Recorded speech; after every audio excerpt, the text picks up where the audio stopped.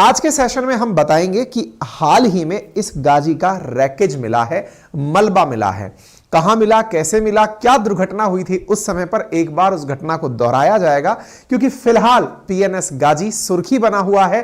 Sunk by Indian navy लिखा गया है कि भारतीय नेवी के आईएनएस विक्रांत के द्वारा जिसे 1971 में डुबोया गया था उसका मलबा मिला है और यह आजकल की सुर्खियों में चल रहा है। दिला दें कि यह घटना उस समय की है जब 1971 के वॉर में लगभग लाख के करीब 90,000 से अधिक पाकिस्तानी सैनिकों ने भारत के सामने सरेंडर कर दिया था।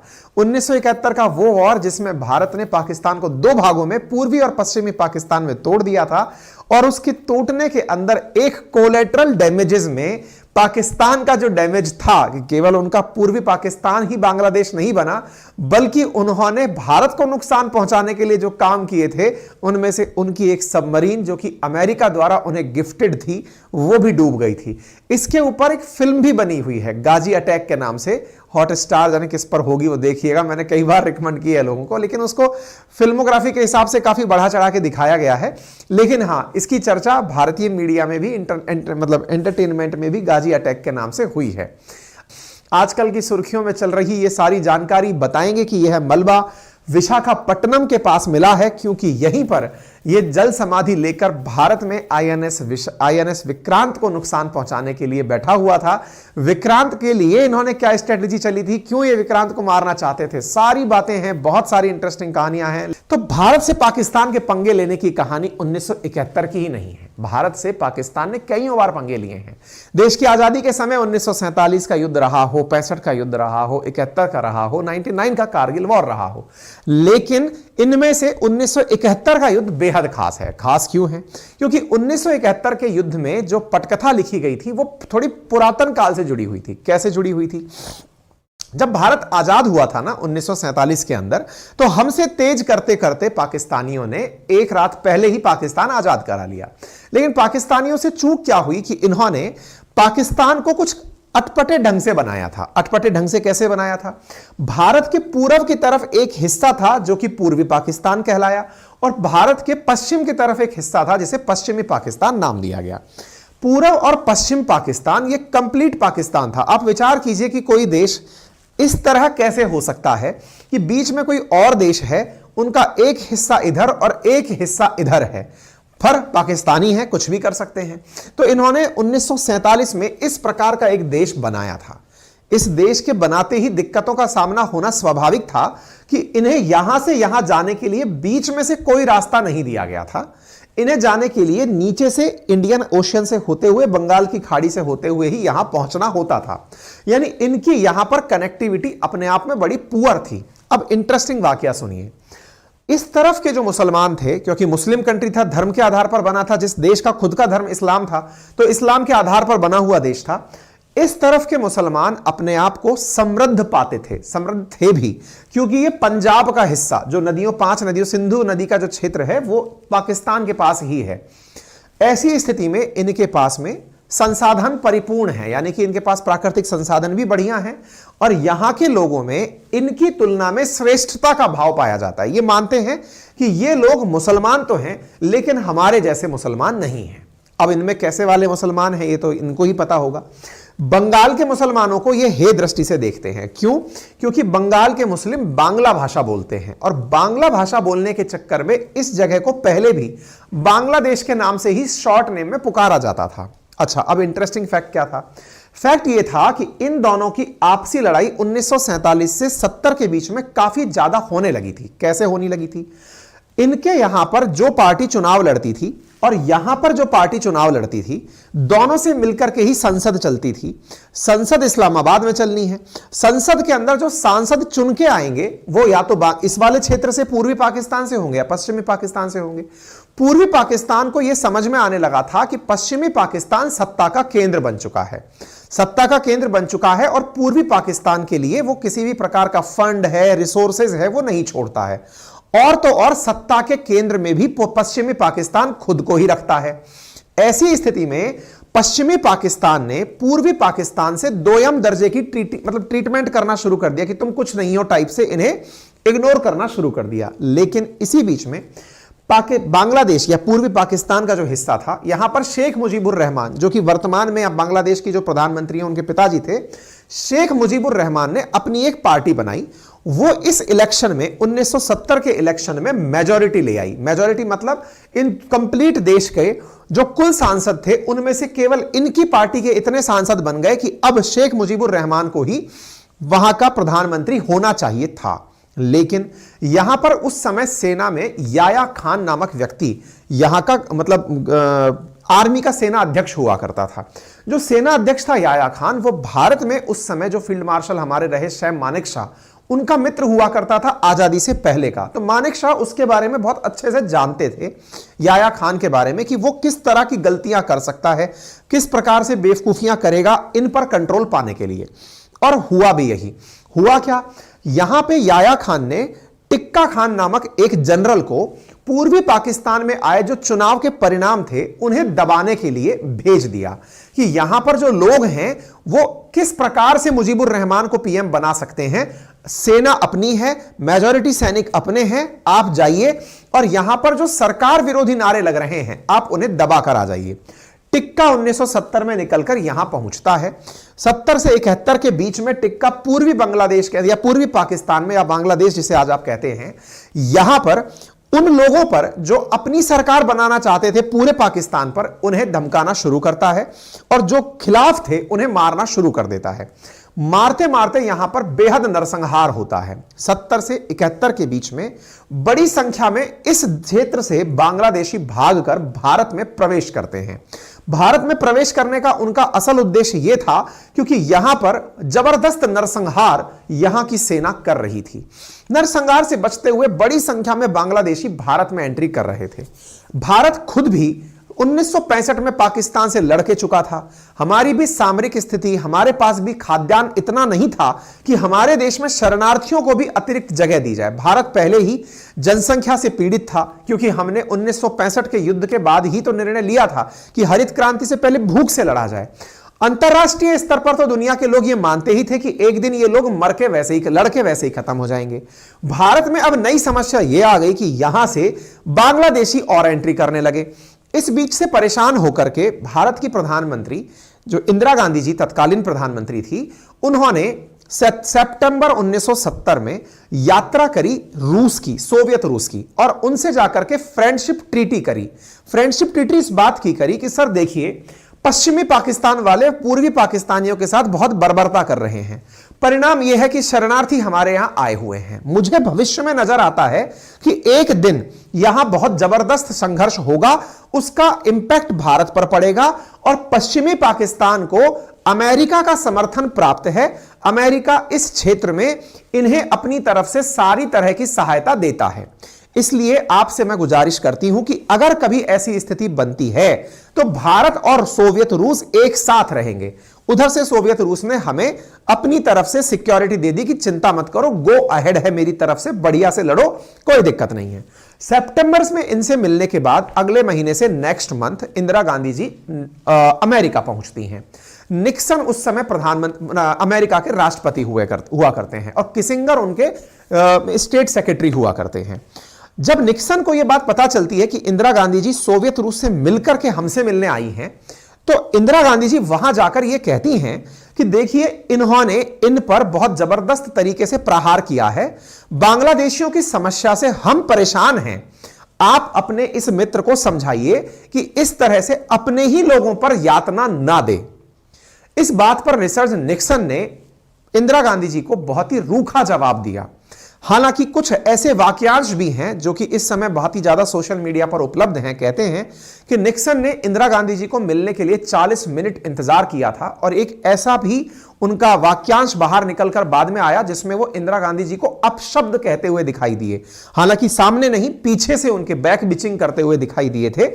इससे निक्सन के प्रति इंदिरा गांधी जी के मन में बड़ी खिन्नता थी कि यह व्यक्ति ना तो महिलाओं का सम्मान करता है और इंडियंस को यह व्यक्ति कायर मानता है। इंडियंस को लेकर के निक्सन के दिमाग में यह पिक्चर थी कि ये लोग डरपोक होते हैं, यहां ये दो लोग आपस में लड़ रहे हैं और ये अपनी ही टेंशन लेकर घूम रहे हैं। निक्सन की भारत के प्रति यह धारणा थी। निक्सन ने कहा कि आप लोग तो ऐसे कह रहे हैं जैसे रूस ये कहे कि फिनलैंड ने उस पर हमला कर दिया। आप लोग बड़े लोग हैं, आप पर ये लोग कैसे हमला कर देंगे? बोले साहब पुराना इतिहास रहा है, आपकी मदद से इन्हें जो पैसा मिलता है, और ये बात सत्य है, अमेरिका इन्हें मिलियंस ऑफ डॉलर की मदद देता था। आप डेटा देखें तो आपको अंदाजा लग जाएगा कि अमेरिका इन्हें खूब सारी अपनी तरफ से मदद भेजा करता था पाकिस्तानियों को। इंदिरा गांधी जी ने कहा कि साहब इन्हें समझाइए, लेकिन साहब निक्सन ने कोई सकारात्मक जवाब नहीं दिया, वो केवल पाकिस्तान के ही राग में बिजी था। कोई बात नहीं साहब। इंदिरा गांधी जी वहां से आती हैं बड़ी ही गुस्से में कि तुमको तो बेटा मजा चखाएंगे, बताएंगे कि हम कैसे आयरन लेडी कहलाएंगी। अब उन्होंने आकर के यहां पर सैम मानेकशॉ से कहा कि हमें मौके का इंतजार है, पाकिस्तान के लोग ही जब एक दूसरे को मार काट रहे हैं, चूंकि सेना इनकी है, इन्हें मार रही है, तो एक काम करिए, इनडायरेक्टली पूर्वी पाकिस्तान के लोगों को सैनिक ट्रेनिंग देना शुरू करिए, क्योंकि सेना में जो लोग नहीं हैं लेकिन खुद का डिफेंस तो करेंगे। ऐसी स्थिति में बांग्लादेश के अंदर जो लोग थे उन्होंने अपनी सेना बनाई जिसका नाम बना मुक्ति वाहिनी। मुक्ति वाहिनी असल में लोकल्स की अपनी सेना थी जो पाकिस्तानी सेना से लड़ रही थी, लेकिन उसको वेल ट्रेन किया गया था इंडियन सेना के द्वारा। ठीक है, तो मुक्ति वाहिनी यहां पर जब अपनी तरफ से पाकिस्तानी सेना से लोहा लेने लगी तो फिर पाकिस्तान को लगा कि ये तो हमारे ही लोगों को हमसे लड़ा दिए। ऐसी स्थिति में पाकिस्तान ने भारत के साथ गुस्ताखी करते हुए ऑपरेशन चंगेज खान ऑन कर दिया। ऑपरेशन चंगेज खान क्या था? पाकिस्तान ने अपनी एयरफोर्स को भारत के जो एयरफील्ड्स थे, यहां तक कि आगरा तक का जो हमारा एयरपोर्ट था, जो सेना का एयरपोर्ट था एयरफोर्स का, उस तक पर गोले गिराए गए। और आगरा लगभग यहां पड़ रहा है, तो इससे इस तरफ के जितने भी एयरपोर्ट थे, जोधपुर एयरबेस था, श्रीनगर एयरबेस, जहां जहां एयरबेस थे हमारे, उन सब पर गोलीबारी करके उसने भारत पर अटैक बोल दिया। दिसंबर का महीना था, भारत ने इस बात को समेटने में देरी नहीं करी और तब से भारत इस युद्ध में एंट्री कर गया। इसी युद्ध के परिणाम स्वरूप जब भारत इस युद्ध में एंट्री किया, उसके परिणाम स्वरूप ही पूर्वी बांग्लादेश के सामने ही, क्योंकि भारत ने पूर्वी बांग्लादेश को सपोर्ट किया, पश्चिमी पाकिस्तान की सेना ने भारत की सेना के सामने सरेंडर कर दिया था। लेकिन इस बीच में क्या केवल यह एयरफोर्स की लड़ाई थी?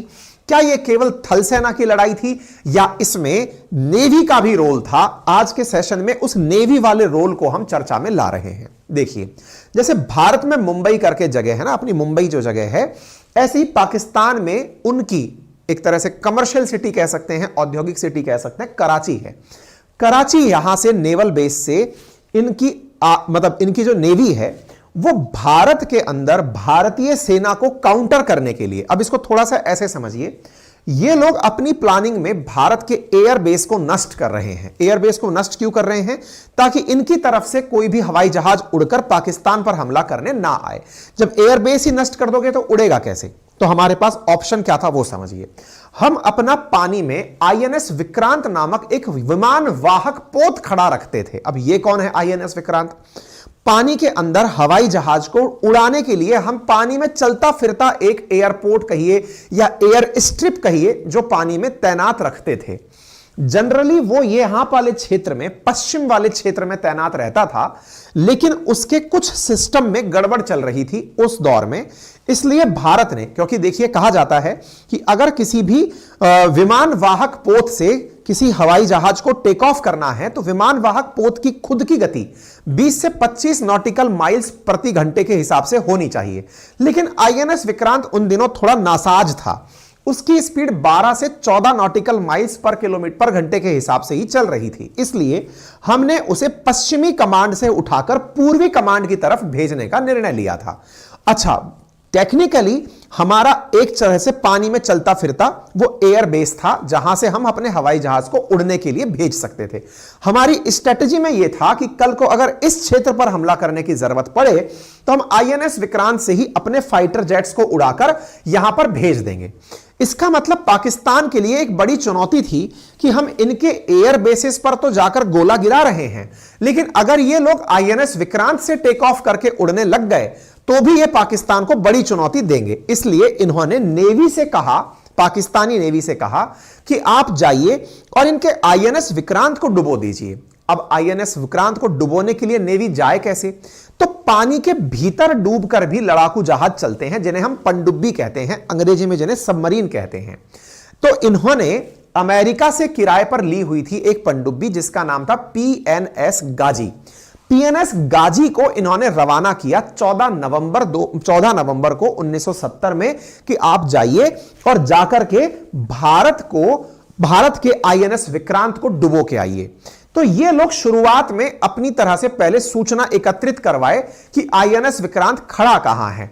इनके जासूसों ने इन्हें सूचना दी कि आईएनएस विक्रांत पानी में खड़ा है पश्चिम की तरफ, लेकिन जब ये चलने लगे तो फिर इन्हें फिर सूचना दी गई कि विक्रांत को वहां से हटा दिया गया है, क्योंकि भारत की तरफ से इनके संदेशों को डिकोड किया जा रहा था, पढ़ा जा रहा था, ये आपस में जो बातचीत कर रहे थे। और उसी के तहत हम विक्रांत को मूव कराते कराते विशाखापट्टनम तक ले आए थे। विशाखापट्टनम तक ले आए, उधर से गाजी दौड़ते दौड़ते उसके तह में यहां तक चला आया।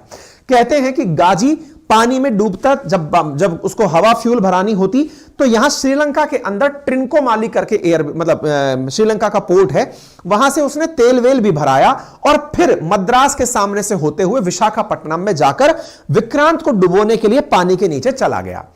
विक्रांत तो पानी की सतह पर चलने वाला है, सबमरीन की मजबूरी है कि वो गहराई में डूबकर चलेगी। विक्रांत को अगर हम तट पर ले जाकर खड़ा कर दें तो फिर गाजी तट तक नहीं आ सकती, क्योंकि आएगी तो पानी से बाहर आएगी और वो दुनिया को दिख जाएगी, और किसी के वाटर क्षेत्र में घुसा हुआ कोई भी जहाज दूसरे के द्वारा निशाना बनाया जा सकता है। बस यहीं पर वो सारा खेला हुआ कि विक्रांत को मारने आया गाजी खुद ही जल समाधि ले लिया। आज के सेशन में उस जल समाधि के अवशेष मिले हैं, उस कहानी के अवशेष मिले हैं, ठीक है ना। तो हमने आपको क्या बताया, 3 दिसंबर 1971 को इन्होंने चंगेज खान ऑन किया था और अमेरिका ने पाकिस्तान के बारे में बताया। तो मैं यही बता रहा था, गाजी जो है ना वो इस रूट से चलते हुए आकर के यहां पर पहुंचा था। 1970 नहीं, 1971 में, ईयर बीच में गलत बोल दिया था, 1971 की घटना है। 14 नवंबर 1971 को चलते हुए यह जहाज आया था, मतलब ये पनडुब्बी चलते हुए आई थी। अच्छा, एक इंटरेस्टिंग चीज और चल रही थी इस 70 से 71 के बीच में। क्या चल रही थी? अमेरिका ने अपने जहाजों से कहा कि आप सब लोग जो जापान की तरफ खड़े हैं, भारत से युद्ध लड़ने के लिए पहुंच जाइए। भारत से युद्ध लड़ने के लिए अरेबियन सी में अमेरिका ने अपने जहाजों को रवाना कर दिया। उधर की तरफ टर्की से कहा, सऊदी अरब से कहा, जॉर्डन से कहा, जहां जहां अमेरिका ने अपने लड़ाकू जहाज खड़े कर रखे थे या पानी के जहाज खड़े कर रखे थे कि वहां से इंडिया पर अटैक करने के लिए भेज दीजिए। लेकिन इसी बीच ने रूस ने मित्रता दिखाई, और मित्रता दिखाते ही रूस ने ईरान को एक लेटर भेजा, मैसेज भेजा कि हमें क्या स्टैंड लेना है। भारत की तरफ से ये जो मैसेज था, या फिर रूस की तरफ से भारत के लिए जो ये मैसेज था, ये अमेरिका को पता चल गया था कि रूस इस युद्ध में भारत के लिए आ रहा है। कहते हैं कि जिस तरफ से अमेरिका के लड़ाकू युद्धपोत आ रहे थे, अपोजिट दिशा से रूस के लड़ाकू जहाज पानी के युद्धपोत पानी के अंदर आकर खड़े हो गए थे। यही कारण था कि दोनों ने एक दूसरे को बैलेंस किया था, यानी उस समय एक स्ट्रेटेजिक वॉरफेयर चला था, पानी के अंदर चला था, ठीक है साहब। आईएनएस विक्रांत को डुबाने के लिए जो सबमरीन आई थी, वो पानी के भीतर कुछ इस प्रकार से चलने वाली सबमरीन थी, जो कि अमेरिका द्वारा उन्हें गिफ्ट की गई थी कि तुम जाओ और आराम से इससे युद्ध लड़ो। 14 से 22 नवंबर के बीच में पाकिस्तान ने इस यात्रा को अंजाम दिया था, और वो यात्रा करते करते यहां तक पहुंचने के लिए विक्रांत को डुबोने आया था। कहते हैं कि यहां पर जो इसका कैप्टन था, या कहिए कि पीएनएस गाजी को चलाने वाला जो पायलट था, जो लीड करने वाला व्यक्ति था, उसे 8 नवंबर को ही यह मैसेज दिया गया था कि तुम्हें जाकर के आईएनएस विक्रांत को डुबोना है। यह हमारा आईएनएस विक्रांत है, जो कि अपने द्वारा लड़ाकू विमानों को उड़ाने में सक्षम था, ठीक है। इन सब के बारे में जानकारियां निकलती कहां से हैं? तो एक पुस्तक है the story of the Pakistani navy, उसके अंदर यह बताया गया था कि पाकिस्तानी नौसेना ने 14 से 24 नवंबर के बीच अपनी सभी पनडुब्बियों को अपने पहले से तय गश्ती इलाकों की तरफ बढ़ जाने का आदेश दिया था, और गाजी को कहा गया था कि बंगाल की खाड़ी में जाए और भारतीय विमान वाहक पोत विक्रांत को ढूंढकर उसे तबाह करे। केवल गाजी ही इस काम में सक्षम थी कि वह विक्रांत को डुबो सकती थी। तमाम प्रकार से कैपेबल पीएनएस गाजी अपनी क्षमताओं के साथ उस समय की सबसे उन्नत किस्म की पनडुब्बियों में से एक मानी जाती थी। जैसा मैंने आपसे कहा कि विक्रांत के बॉयलर में खराबी थी, इस कारण से विक्रांत को हम ऑलरेडी बहुत धीरे धीरे आगे पीछे करते जा रहे थे। क्या भारत ने खुद ने विमान वाहक पोत बनाया हुआ था? नहीं, भारत के पास यह विमान वाहक पोत ब्रिटेन का हरक्यूलिस था, HNS हरक्यूलिस था, जो कि 1943 के अंदर बनाया गया था और भारत ने 1957 में इसे ब्रिटेन से खरीदा था। यानी इंटरेस्टिंग बात सोचिए कि अमेरिका, ब्रिटेन ये सब एक ही हुआ करते थे। युद्ध लड़ाने वाले भी यही हैं और युद्ध लड़ने वाले भी यही हैं। बड़ा ही विचित्र है और आज भी सब यही चला आ रहा है। विक्रांत से कुछ इस प्रकार से विमानों को उड़ाया जाता था। ठीक है, अच्छा, अब इंटरेस्टिंग बात क्या हुई थी, जिस समय इनकी PNS गाजी चलना शुरू हुई थी, इनके खुफिया लोग पाकिस्तान को मैसेज भेजकर बताते रहे थे कि विक्रांत जो है वो मुंबई पोर्ट पर खड़ा हुआ है। क्यों? क्योंकि हमने पश्चिमी तट पर ही उसे तैनात किया हुआ था कि कल को कभी पाकिस्तानी नेवी हमला करेगी तो वो मुंबई पर करेगी या फिर गुजरात वाले तट पर करेगी। उनके लिए तो एयरपोर्ट मतलब सी पोर्ट वहीं से नजदीक पड़ता है। लेकिन फिर भी जब हमें यह पता चला कि ये विक्रांत को टारगेट करने आ रहे हैं, हमने उसे अचानक वहां से गायब कर दिया। कई खुफिया जानकारी ऐसे निकलकर आती हैं कि पाकिस्तान की मदद कुछ पश्चिमी देश भी कर रहे थे जो भारत के साथ डबल क्रॉस कर रहे थे। भारत से गुप्त सूचनाएं निकलवाते थे कि बताइए आपका विक्रांत कहां खड़ा है। भारतीय सेना को, नौसेना को जब यह पता चला कि यह पश्चिमी देश पाकिस्तान की सहायता कर रहा है, तो भारत ने उसे भी ब्लफ किया और नहीं बताया कि भारत ने INS विक्रांत को कहां खड़ा कर रखा है। ऐसी स्थिति में INS विक्रांत बचते बचाते पश्चिम से पूर्वी तट की तरफ आ गया और पश्चिम से पूर्वी तट की तरफ आकर के जब यह पहुंचा, उसी बीच में गाजी को यह इंफॉर्मेशन दी गई कि भारत ने अपने विक्रांत को पूर्वी कमांड में विशाखापट्टनम के पास भेज दिया है। जब विशाखापट्टनम का मैसेज इन्हें मिला तो INS विक्रांत को टारगेट करते करते गाजी विशाखापट्टनम की तरफ बढ़ गया। 1 दिसंबर की रात गाजी विशाखापट्टनम पहुंच गया। गाजी यानी सबमरीन जो पानी की गहराइयों में है, यह यहां पर पहुंच जाता है। अब आप सोचकर देखिए कि विशाखापट्टनम की तरफ जो गाजी बढ़कर आया है, उसने 23 नवंबर को श्रीलंका के ट्रिनकोमाली पोर्ट से पानी भरवाया है, ऑयल भरवाया है, अपने लिए फ्यूल लिया है और 25 नवंबर को उसने चेन्नई को पार किया है। 1 दिसंबर को रात 11:45 पर विशाखापट्टनम बंदरगाह के नेविगेशन चैनल में दाखिल हो गया है। दुश्मन का कोई भी लड़ाकू जहाज किसी दूसरे देश के पानी में नहीं आ सकता, लेकिन इन्होंने चूंकि अपनी सबमरीन भेजी थी जो कि गुप्त रूप से ही जाने के लिए जानी जाती थी, तो इन्होंने उस गुप्त रूप से भेजी सबमरीन को हमारे वाटर शेयर में भेज दिया था। इसके बारे में जानकारी पाकिस्तान क्राइसिस इन लीडरशिप के अंदर मेजर जनरल फजल मुकीम खान ने अपनी पुस्तक के अंदर लिखा था कि इस प्रकार से ये लोग इस क्षेत्र के अंदर एंट्री कर गए थे, लेकिन 2.1 नॉटिकल माइल से अंदर नहीं जा सकते थे क्योंकि यहां से नीचे पानी का जो तल है वो छिछला था, अदरवाइज यहीं पर ये फंस जाती। तो साहब गाजी पानी के मतलब समुद्र तट से 2 नॉटिकल माइल की दूरी पर ही रुक कर रह गया कि जैसे ही विक्रांत में मूवमेंट होगा इस बीच में इसे टारगेट बना दिया जाएगा। बट बड़ा इंटरेस्टिंग वाकया हुआ। क्या? हमें यह पता था कि विक्रांत को मारने के लिए ये लोग आए हैं और हम विक्रांत को दौड़ा नहीं सकते थे क्योंकि हमारा विक्रांत उस समय मतलब उस स्थिति में नहीं था कि वो अपने वॉरफेयर खुद लड़ ले। ऐसी स्थिति में हमने इन्हें ब्लफ देने के लिए एक तगड़ा कारनामा किया जो कि नेवी की इंटेलिजेंस का बेहतरीन उदाहरण है। भारत ने INS विक्रांत को चुपके से अंडमान समुंदर में भेज दिया और पाकिस्तान को बेवकूफ बनाने के लिए इस तरह की हरकत करना शुरू किया ताकि इन्हें लगे कि विशाखापट्टनम में ही INS विक्रांत खड़ा है। इन्होंने INS राजपूत को, जो कि एक डेस्ट्रॉयर पानी का विमान था, उसे विशाखापट्टनम पर खड़ा कर दिया और इस तरह की हरकतें की क्योंकि जब भी कोई बहुत बड़ा मतलब लड़ाकू विमान या युद्धवाहक पोत खड़ा होता है तो उसमें बड़ी मात्रा में रसद की आवश्यकता होती है। रसद यानी खाने पीने के सामान की आवश्यकता होती है, ईंधन की आवश्यकता होती है। ऐसी स्थिति में विशाखापट्टनम पर हम लोगों ने ब्लफ खेलना शुरू किया क्योंकि इनके जासूस हर तरफ थे।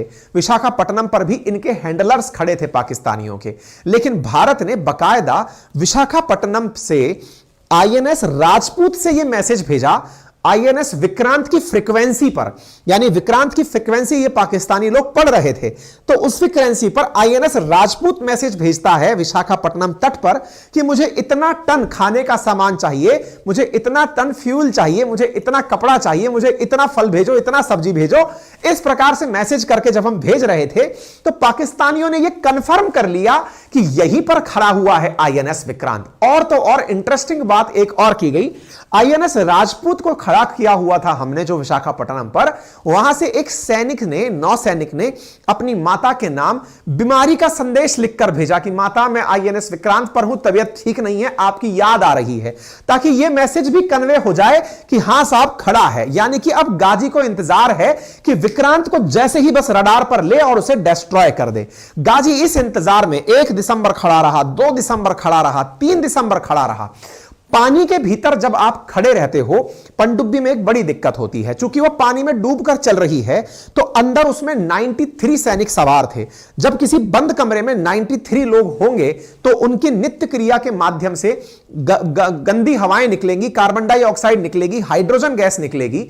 अब वो गर्म हवाएं उनकी पनडुब्बी में ही इकट्ठी थी, क्योंकि गाजी सांस लेने के लिए ऊपर नहीं आ पा रहा था। जनरली पनडुब्बियों में ऐसा होता है कि ये समय समय पर सांस लेने के लिए तट पर आती हैं, ऊपर आती हैं और फिर नीचे चली जाती हैं। चूंकि ये 2.1 नॉटिकल माइल की दूरी पर ही खड़ा है, तो मुसीबत यह है कि अगर यह ऊंचा उठकर आया तो तट से दिख जाएगा कि यह गाजी आ गया, मार डालो इसको। तो अब ये लोग अंदर ही अंदर घुटने लगे। घुटने क्या लगे कि विक्रांत सामने खड़ा है, ये चले तो इसे मारे। विक्रांत को मारने के लिए ये लोग बॉर्डर पर इंतजार कर रहे हैं। मजबूरी ये है कि इनकी सांस घुटना शुरू हो गई, सर दुखना शुरू हो गया, क्योंकि इनके पीएनएस गाजी में कार्बन डाइऑक्साइड का और हाइड्रोजन का स्तर बढ़ने लग गया। क्यों? क्योंकि ये सांस लेने के लिए ऊपर नहीं आ पा रहे थे। इनके कमांडर ने बकायदा पाकिस्तान को संदेश भेजा कि साहब हम ऊपर नहीं उठ पा रहे हैं, विक्रांत सामने खड़ा है, इसे मारना चाहते हैं लेकिन निकल नहीं पा रहे हैं। तो डिसाइड हुआ कि ठीक है, रात को एक बार निकलकर 12 बजे के आसपास आइएगा, रात 12 बजे के आसपास निकलकर आइएगा। इस बीच में गाजी ने प्रॉपर तरीके से विक्रांत के रास्ते में बहुत सारे मतलब पानी के अंदर ही लैंड माइंस बिछा दी कि अगर यहां से विक्रांत निकलेगा तो यह लैंड माइन से टकरा करके भी मर जाएगा। यानी हर तरह से उसने पूरी तरह से विक्रांत की चारों तरफ बाड़े बंदी कर दी। 3 दिसंबर 1971 की रात थी। रात 12 बजे यह निकलकर ऊपर आ ही रहा था और डेस्ट्रॉयर इसी के इंतजार में खड़ा था कि तुम कब आओगे और तुम्हें कब हम निपटाएंगे। साथियों, कहा जाता है कि एक रात मतलब 1 दिसंबर की रात से यह 3 दिसंबर की रात तक पानी में रहने से इसके अंदर कार्बन डाइऑक्साइड, हाइड्रोजन का स्तर इतना बढ़ गया था कि यह चलता फिरता एक गैस चैंबर बन गया था। मतलब इसे टकराने की जरूरत थी और यह ब्लास्ट कर जाता। हमने एक तरह से इन्हें दम घोट कर मारा है। इस बीच में हमारा डेस्ट्रॉयर इनके ऊपर नजर लगा के बैठा था कि तुम निकलो। इस बीच में ही 3 दिसंबर 1971 को इंदिरा गांधी जी ने वॉइस मैसेज करके पूरे देश को संबोधित कर दिया और कहा कि भाई साहब, युद्ध शुरू हो चुका है। ऑपरेशन चंगेज खान इन्होंने लॉन्च किया है। अब भारतीय सेना युद्ध में इन्वॉल्व होने के लिए तैयार है। समस्त भारतवासियों से उम्मीद की जाती है कि युद्ध की इस घड़ी में वो सब साथ होंगे और प्रॉपर तरह से देश की सीमाओं की सुरक्षा करेंगे। युद्ध चूंकि शुरू हो चुका था, लेकिन इन्हें यह बात नहीं पता थी। गाजी के अंदर बैठे हुए नौसैनिकों को इस बात का अंदाजा ही नहीं था कि अब भारत की सेना भी अटैक कर सकती है। यहां बड़ा इंटरेस्टिंग पॉइंट यह है कि भारत 3 दिसंबर 1971 से पहले खुद ने एक भी गोली भारत ने नहीं चलाई थी। क्यों नहीं चलाई थी? कि भाई अगर हम चलाएंगे तो यह कहा जाएगा कि पाकिस्तान जैसी चींटी को भारत जैसी पैसेरी ने मार दिया है, तो बोले हम नहीं चलाएंगे। ये एक बार चलाए तो छोड़ेंगे नहीं। इसीलिए आप ध्यान से सुनिएगा। हमने कल परसों भी एक सेशन किया था, बड़ा इंटरेस्टिंग था, परमाणु बम को लेकर के, जिसमें अटल जी का बयान था कि भारत की नो फर्स्ट यूज पॉलिसी है कि हम पहले कुछ चलाएंगे नहीं, बाद में किसी को छोड़ेंगे नहीं। तो वैसा ही भारत ने उस समय भी किया कि हमने खुद ने गोली चलाई नहीं, लेकिन उनने चलाई तो जिंदा छोड़ा नहीं और इनको उठते ही धूम मचा दिया। यानी रात को ही ये जल समाधि ले गए। यानी ये जो बाहर निकला, ये तबियत खराबी के साथ साथ पानी के अंदर ही सन्न हो गया। और ये पूरी स्थिति, आप यहां पर इंदिरा गांधी जी का ऑडियो मैसेज है बकायदा, जिसमें ये युद्ध का अनाउंसमेंट कर रही हैं कि हमने कुछ इस प्रकार का कारनामा कर दिखाया है। तो उम्मीद है कि भारत ने जिस प्रकार से पाकिस्तानियों को थल सेना से मारा, वैसे ही नौसेना ने इसे मारा। और आईएनएस विक्रांत के द्वारा की गई ये जो जुगलबंदी थी, जिसके माध्यम माध्यम से हमने इस गाजी को निपटा दिया था, यह अपने आप में एक बहुत बड़ी कहानी बना साथियों। लेकिन इंटरेस्टिंग एक चीज और भी थी, और वो क्या था, आईएनएस, ये पीएनएस जो गाजी है, ये जिस जगह से ब्लास्ट किया उसे लेकर के कई स्टोरीज कही जाती हैं। कहा जाता है कि ये तो खुद से मर गया, भारत ने नहीं मारा। हां भाई, हमने ही नहीं मारा, तुम खुद से मरने आए थे, तुम्हें भारत के जल में शहीद होना था ताकि तुम्हें वीर गति मिल सके, तुम्हें जन्नत के अंदर वो कितनी हूरें चाहते हो वो सब मिल सके, है ना। तुम खुद आए थे यहां मरने के लिए, हमने तो मारा नहीं, तुम्हें यहां पर आकर सुसाइड करना अच्छा लगा होगा। कयास लगाए जाते हैं पाकिस्तानी सेना के द्वारा कि भारतीयों की इतनी औकात थोड़ी थी जो हमें मार देते, ये तो हमने, वो डायलॉग शायद इसी के लिए बना था कि है ना, मेरी कश्ती वहां डूबी जहां पानी कम था। तो संभवतः वो गाजी के ऊपर ही बना हुआ डायलॉग होगा, क्योंकि ये हाइड्रोजन से और कार्बन डाइऑक्साइड से खुद मर गए होंगे, पाकिस्तानी ये कह के खुश होते हैं। जबकि कुछ लोगों का कहना है कि इनकी टॉर्पीडो खुद ब्लास्ट कर गई होगी। कयास लगाए जाते हैं, क्योंकि भारत ने कभी भी किसी के सामने यह कबूल करना नहीं चाहा कि हमने इन्हें मारा है। क्यों नहीं मारा? क्योंकि भारत हमेशा इस बात से डरता आया कि हम कभी भी यह कह देंगे कि युद्ध हमने शुरू किया तो यूनाइटेड नेशंस में जो भारत की छवि है कि भारत किसी पर आक्रमण नहीं करता, वो छवि हमारी काउंटर बैलेंस हो जाएगी। हम आक्रामक देश नहीं बनना चाहते। भारत ने बहुत अच्छे से अपनी छवि को बरकरार रखा, हम किसी पर अटैक नहीं करते। 2500 साल का इतिहास है। जब भारत ने, हमने 1994-98 के अंदर परमाणु परीक्षण किया, ऑपरेशन शक्ति, अटल जी का बयान है कि 2500 साल से भारत का इतिहास है कि इसने किसी पर आक्रमण नहीं किया। हम अपनी सुरक्षा के लिए वेपन बनाते हैं, किसी पर अटैक के लिए नहीं। लेकिन निक्सन इसी बात को भारत की कमजोरी माना करते थे। वो कहते थे कि ये डरपोक लोग हैं। भारत ने इसे डुबोने के बाद भी क्रेडिट नहीं लिया कि ठीक है हमने नहीं मारा, सब खुद मर गए होंगे। इसीलिए लोगों का कहना है कि भारत के डिस्ट्रॉयर ने इन्हें मारा होगा। कुछ लोगों का कहना है कि भारत ने बकायदा इनकी जो बिछी हुई लैंड माइंस थी उन्हीं से इनको मारा। लेकिन कुछ भी हुआ हो, अल्टीमेटली अमेरिका का भेंट दिया हुआ गाजी भारत के पानी के अंदर डूब गया। और ये सारी बातें तमाम प्रकार की पुस्तकों के अंदर, ये सेलर्स स्टोरी है वाइस एडमिरल एन कृष्णन की, उनके अंदर भी इस तरह की बातें इन्होंने बकायदा बताई हैं। ये हमारा आईएनएस राजपूत है जिसने आईएनएस विक्रांत को भेज करके साइड करवा दिया था और इनको सही मतलब वहीं पर पानी के अंदर जमींदोज कर दिया था, पानी में डुबो दिया था। इंटरेस्टिंग चीजें यहां पर कुछ और भी निकलती हैं। पाकिस्तानियों ने अपनी गाजी को याद करते हुए एक फिल्म भी बनाई है जिसमें वो ये दिखाते हैं कि हमारा गाजी काम करते करते, युद्ध करते करते शहीद हुआ है। तो आज हम इस सेशन की चर्चा क्यों कर रहे हैं? चर्चा इसलिए कर रहे हैं कि इस गाजी का मलबा मिला है। आप कहेंगे कितने कम किस्म के हम टेक्नोक्रेट हैं कि हम इतने साल बाद मलबा खोज रहे हैं। नहीं साहब, भारत का मलबा निकालना उसी दिन बहुत आसान था। अमेरिका उस दिन रोते रोते आया और कहने लगा कि गाजी डूब गया है, हमें हमारे उस गाजी का मलबा निकाल लेने दो। भारत ने कहा सॉरी सर, हम मलबा नहीं निकालने देंगे। क्यों नहीं निकालने दोगे? बोले क्योंकि ये हमारा पानी है, हमारे पानी में डूबा है तो ये अब हमारा है, हम ये मलबा भी अपना ही मानते हैं। पाकिस्तान ने कहा कि सर पैसा खर्चा हम कर देंगे, हमारे कम से कम वो 93 सैनिक शहीद होकर पानी के अंदर डले हैं, उन्हें निकालने दो। भारत ने कहा पानी भारत का है तो उन्हें जन्नत ही मिली होगी, डले रहने दो, हम नहीं निकालने देंगे। तब से लेकर आज तक भारत ने पानी में से किसी को नहीं निकालने दिया। कोई बात नहीं। इस बीच में आज की यह सुर्खी क्यों बनी है? अमेरिका ने हाल ही में 2 साल पहले भारत को, चूंकि भारत में अमेरिका की एंट्री हो नहीं पाई, तो उन्होंने भारत के अंदर डीप सी सर्वे करने के लिए एक मशीन भेंट की थी इंडियन नेवी को, कि हमको लीज पर दी कि आप एक काम करिए, एक सबमरीन हमसे ले लीजिए जो समुद्र के अंदर जाकर के सर्वे करेगी। और उसका मिलान एक्सरसाइज में हमने शो भी किया है। भारतीय नेवी को बकायदा एक डीप सी के अंदर सर्वे करने की मशीन दी गई है, उसका नाम है deep submergence rescue vehicle, DSRV। वो कुछ इस प्रकार की दिखती है। और DSRV को अगर आप यहां देख रहे हैं तो ये पानी के जहाज से पानी के भीतर इस प्रकार से भेजी जाती है। तो अमेरिका के द्वारा ही दिए गए DSRV से हमने तस्वीर लेकर के उन्हीं के गाजी को अमेरिका के पास तस्वीर भेज के कहा है सर लग तो रहा है कि आप ही वाला है ये।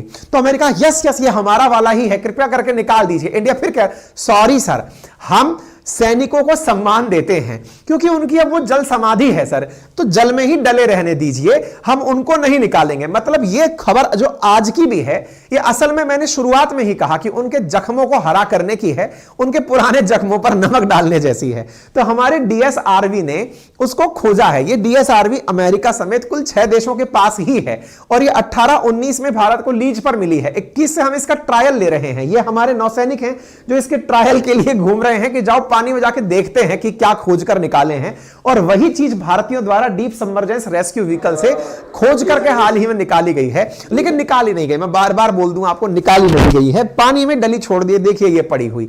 लेकिन हां, इसका एक कैप है जो ऊपर लगा हुआ होता है, वो हमने 2017 में ही निकालकर बाहर रख लिया था कि कम से कम ये तो दिखाएंगे कि इंडिया की सेना ने क्या क्या कार्य किए हुए हैं।